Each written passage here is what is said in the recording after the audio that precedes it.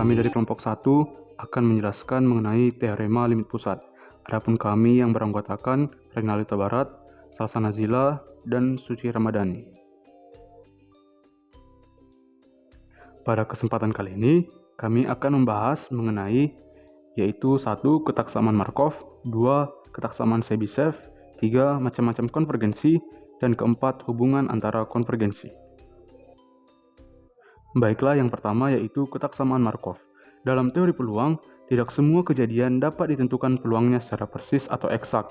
Ketaksamaan Markov memberikan suatu taksiran untuk peluang suatu kejadian terkait dengan suatu perubahan acak. Persisnya, ketaksamaan Markov berbunyi PU lebih besar sama dengan A, di mana lebih kecil sama dengan EU per A, dengan U menyatakan suatu perubahan acak tak negatif. Bayangkan misalnya bilangan yang muncul pada pelemparan dadu. A lebih besar 0 dan EU menyatakan ekspektasi dari U.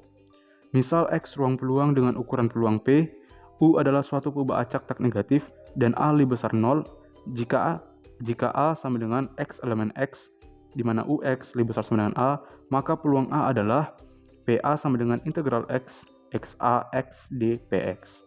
Di sini, XA menyatakan fungsi karakteristik dari himpunan A, yang kita pandang sebagai suatu perubahan acak. Jadi ketika X elemen A, kita mempunyai XAX sama dengan 1 lebih kecil sama dengan UX per A. Dan ketika X bukan elemen A, kita mempunyai XAX sama dengan 0 lebih kecil sama dengan UX per A. Jadi PA lebih kecil sama dengan 1 per A integral X UXX DPX sama dengan EU per A. Selanjutnya yaitu ketaksamaan Chebyshev. Dalam teori peluang, ketaksamaan atau ketidaksamaan Chebyshev menjamin bahwa pada setiap data sampel atau distribusi peluang, hampir semua nilai-nilainya mendekati rata-rata. Tepatnya bahwa tidak lebih 1 per K kuadrat dari nilai distribusi melebihi K standar deviasinya. Teorema ketidaksamaan Chebyshev dapat digunakan untuk mengetahui rentang peluang untuk distribusi yang tidak diketahui berdasarkan rata-rata dan variansnya. Misalkan X adalah variabel acak dengan rata-rata, U dan varians. Untuk setiap nilai K lebih besar 0, maka P mutlak X kurang mu lebih besar sama dengan K, di mana lebih kecil sama dengan sigma kuadrat per K kuadrat. Untuk buktinya, karena X dikurang mu kuadrat lebih besar sama dengan 0, maka dengan menggunakan ketidaksamaan Markov, P X lebih besar sama dengan K, lebih kecil sama dengan EX per K kuadrat. P X kurang mu kuadrat lebih besar sama dengan K dikuadratkan, lebih kecil sama dengan EX dikurang mu kuadrat per K kuadrat. Ingat bahwa X kurang mu kuadrat itu lebih besar sama dengan K kuadrat jika dan hanya jika mutlak X kurang mu lebih besar sama dengan K. Jadi PX kurang mu lebih besar sama dengan K itu adalah lebih kecil sama dengan sigma kuadrat per K kuadrat. Apabila K diganti dengan K, maka P mutlak X kurang mu lebih besar sama dengan K dikali sigma, lebih kecil sama dengan 1 per K kuadrat. Baiklah, di sini juga kami membahas tentang macam-macam konvergensi, yang dimana macam-macam konvergensi itu dibagi menjadi 4 bagian. Yang pertama ada konvergensi dalam distribusi, yang kedua ada konvergensi dalam probabilitas, yang ketiga ada konvergensi hampir pasti, dan yang keempat ada konvergensi dalam mean. Baiklah, di sini saya akan menjelaskan satu persatu definisi dari macam-macam konvergensi tersebut. Yang pertama ada konvergensi dalam distribusi yang memiliki definisi, misalkan Xn N sama dengan 1, 2, 3, barisan variabel random dengan fungsi distribusi Fn, N sama dengan 1, 2, 3, dan X variabel random dengan fungsi distribusi F. Bila limit N memenuhi tak hingga Fn, X sama dengan Fx, untuk setiap X di mana F continue, maka barisan Xn dikatakan konvergen dalam distribusi ke X dan ditulis Xn dari D menuju X. Lalu yang kedua ada konvergensi dalam probabilitas yang memiliki definisi barisan variabel random Xn N sama dengan 1, 2 yang disebut dengan konvergen dalam probabilitas variabel random X bila limit N memenuhi tak hingga P Xn dikurang X lebih kecil sama dengan elemen sama dengan 1 setiap elemen lebih besar dari 0. Dan kita tulis sebagai Sn dari P menuju X. Jenis konvergensi ini sering disebut konvergensi stokastik. Lalu perhatikan bahwa definisi konvergensi dalam probabilitas sering menggunakan definisi limit N memenuhi tak hingga P xn kurang X lebih besar dari elemen sama dengan 0. Ketaksamaan Chebyshев ini mempunyai peran yang sangat penting dalam membuktikan konvergensi dalam probabilitas.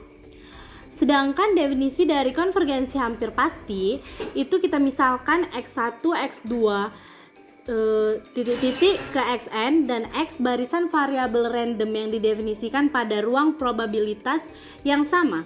Xn dikatakan konvergen hampir pasti ke X ditulis dengan Xn A dikali S menuju X bila P limit N memenuhi tak hingga Xn sama dengan X sama dengan 1.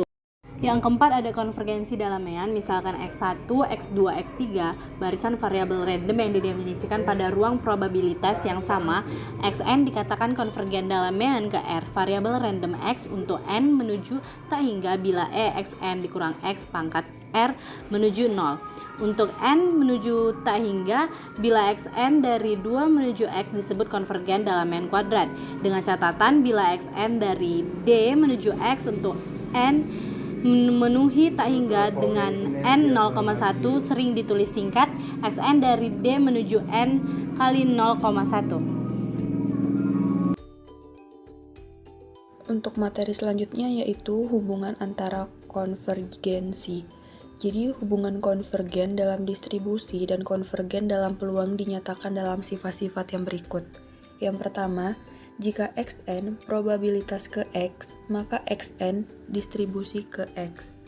Pernyataan sebaliknya ini belum tentu benar dan berlaku benar hanya jika X degenerate.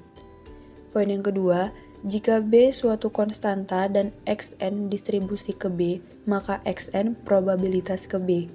Poin yang ketiga, jika Xn distribusi ke X, maka Yn distribusi ke 0, maka Xn tambah Yn distribusi ke X. Poin yang keempat, jika Xn distribusi ke X dan G fungsi yang kontinu pada support dari X, maka G Xn distribusi ke Gx. Dan poin yang terakhir yaitu teorema Slutsky. Jadi misal Xn, X, An, dan Bn ini merupakan variabel-variabel acak, dan misalkan pula A dan B ini konstanta. Jika Xn distribusi ke X, An probabilitas ke A, dan Bn distribusi ke B, maka An tambah Bn kali Xn distribusi ke A ditambah Bx. Jadi kesimpulannya adalah teorema limit pusat ini merupakan salah satu hasil statistika yang paling di pusat atau paling penting karena jangkauannya paling jauh baik dari segi teori maupun terapannya dan merupakan sumbangan modern yang utama tidak hanya untuk statistika tetapi juga untuk semua matematika, kecantikan dan terapannya yang dapat memudarkan hasil gabungan dari aljabar, analisis, topologi, dan matematika terapan klasik. Syarat yang dapat digunakan untuk membuktikan bahwa distribusi sampling ini mendekati normal, yakni dengan kekonvergenan dalam distribusi. Dalam pembuktiannya, teorema limit pusat juga menggunakan kekonvergenan dalam distribusi.